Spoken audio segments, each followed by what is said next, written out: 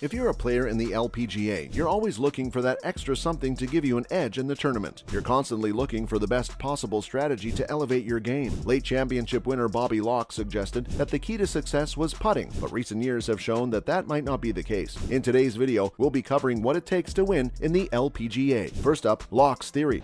The tour was on its European swing. She was a member of the Ladies European Tour and she took up membership on the LPGA with that victory at the ISPS Handa Invitational. That one had a little look. When it comes to winning a tournament in professional golf, it isn't easy to say what exactly will take you all the way to the end. There are tons of championship winning players out there who all have different styles and strategies, and yet they all manage to find success. But there are still some things that are considered to be standard if you want to compete at a top level. One of the greatest golf players of all time, four-time Open Championship winner Bobby Locke, definitely had his own recipe for success. He's generally credited with being the one who said that you drive for show but putt for dough, emphasizing his belief that the short game is what you need to focus on if you want to win big. That theory was held true for a long time, since he'd been on the field even after his death in 1987. But statistical data from recent years shows that may no longer be the case. In fact, it might be the complete opposite, with the long game apparently having become what separates the wheat from the chaff, the best players from the mediocre ones. 2022 has so far shown that more than half of the players playing professionally average at least 300 yards away from the tee. That statistic on its own is enough to call into question the truth of Locke's words. Next, hitting the green. Way down there off the tee. This is just like a little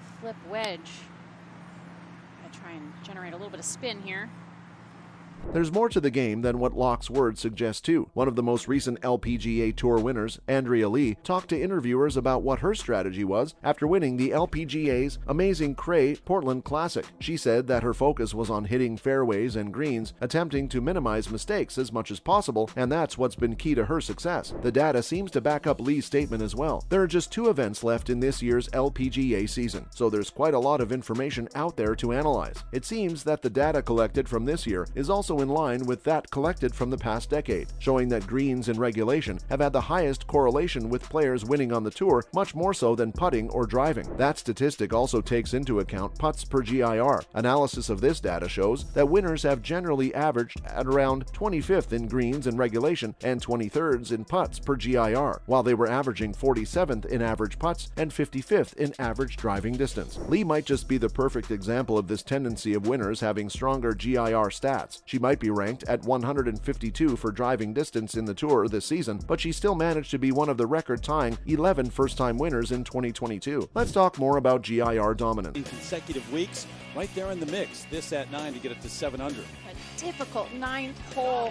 When you delve deeper into this whole GIR situation, things start to get a little crazy. Consider the past 10 seasons. In 8 of those seasons, the leader in the tour in terms of GIR percentage for the year has won at least one tournament. Names that stand out are Susan Pedersen in 2013, Brooke Henderson in 2015, and most recently, Allie Ewing in 2022. The only times when this wasn't the case were in 2014 and 2021. And these GIR leaders are also surprisingly, or perhaps not surprisingly, multiple-time tour winners. And even when the leader of the GIR rankings didn't win a tournament in 2014 and 2021, the second-ranked player did, namely Anna Nordqvist and Jin Young Ko. Going further down the rabbit hole, you would also see that 37.3% of all tournaments in the LPGA since 2013 have been won by players that are ranked in the top 10 for GIR percentage. That's ridiculous, and a clear indication, if ever there was one, that hitting the green gives you a significant advantage in a tournament. Coming up, putting versus hitting green. Just playing for position here. 3-shot par 5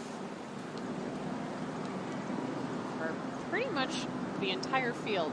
If you need someone with experience in the game to endorse this strategy, look no further than Patty Tavantanikit. She was the 2021 ANA Inspiration Champion in her rookie season on the LPGA Tour, and she's regularly said that hitting greens has a lot of benefits for players. It provides mental and physical relief, since there aren't that many ups and downs when you're heading towards a hole, meaning that both figuratively and literally, you don't have to contend with difficult terrain as much as if you were putting. If you've got a long season ahead of you, it's difficult to consistently consistently play a putting game without it taking a toll on you. She said that though putting can help you score and save par, it can still be mentally taxing when you're out of position and have to do so regularly. The fact that hitting the green seems to be the dominating factor in a lot of players' games, it makes sense that winners average 25th for GIR and 47th in average putts. The perfect example of that difference is probably Inbee Park, considered to be one of the greatest putters in LPGA history. She's had 21 wins in the LPGA, and for 16 of those, she was ranked as the top player in the tour for putts per GIR. In contrast to that, she'd only won the tournament, the 2021 Kia Classic, when she was the leader in the LPGA for putting average. Moving on, an exception to the putting rule. Though the evidence seems compelling enough, with data showing that hitting the green might give you the boost to your game that you need to win, it's still not black and white. Putting is still an important part of the game, and failing at it can mean a loss despite succeeding at every other aspect. Ally Ewing is a great example of this rule not being as generalizable as one might believe from the statistical analysis. She's a three-time tour winner, and this year she led the tour ranking in GIR with 77.9%, yet her putts per GIR and putting average are at 139 and 173 respectively. That might still seem like she's in line with expectations, but the picture gets muddied when you consider her win at the Kroger Queen City Championship in September. During the week of that tournament, the 33-year-old finished 5th in putting and 2nd in putts per GIR. She'd outdone herself in terms of putting average, increasing her putts per round by 4.3 thanks to an overall improvement of 17 putts over the course of the tournament. After it was finished, Ewing told interviewers that she'd wished she was hitting putts more often and better than she had been, saying that she was being held back by her current putting performance. Her words make it amply clear that putting remains an integral part of the game, a sentiment echoed by stars like Hannah Green and Nelly Korda. Lastly, on the significance of driving distance. We've been talking a lot about hitting the green and putts per GIR, but we haven't really discussed how important driving distance is when it comes to winning tournaments. There's no denying that driving distance has gradually become a big part of the PGA Tour, but when Golf Digest spoke to LPGA players about it, none really pointed to it as a key factor in winning. It seems like driving distance is more significant when it comes to the PGA Tour than in the LPGA. The driving leaders in the PGA in the past 4 seasons have won 4 times so far, but when it comes to leading player Anne Van Dam, there wasn't much progress as she finished last year's Q Series at rank 60. Looking at the past decade of LPGA Tour seasons, it becomes even more clear that driving distance doesn't play too much of a role. There hasn't been a single season leader over that period that's won a tour event. Even players that lead in distance driving don't seem to put too much stock in it as a means of locking down tournaments. Tavatanakit averaged over 300 yards when she won at Palm Springs in 2021, and she feels that way too. She talked about why driving distance might not be that effective, saying that a major reason for why that's the case is course setup. It's her opinion that the courses the LPGA takes place on tend to demand hitting a specific area when striking off the tee. If players focus on longer drives, they'll fail to hit that ideal spot. Average hitters, on the other hand, would generally fare better as a result. That isn't to say that there aren't courses that are designed for long hitters to shine, but Tavatanakit believes that most of the courses are geared toward players with shorter driving distances. That's a wrap for this video. Given these statistics, do you think players would benefit from focusing more on their putting game? Let us know in the comments below. Make sure to give this video a thumbs up and subscribe to our channel for more videos like this. See you in the next one.